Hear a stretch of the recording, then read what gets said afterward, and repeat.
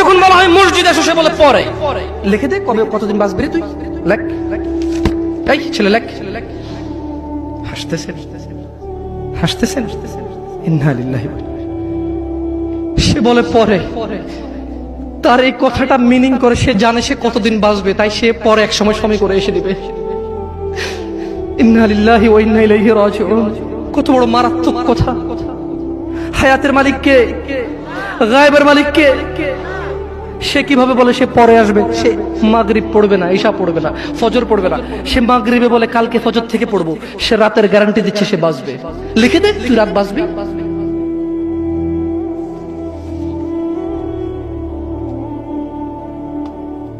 আল্লাহ ক্ষমা করুক এরকম মাদের যারা তাদের ছেলেকে দাঁড়িয়ে রাখতে দেয় না।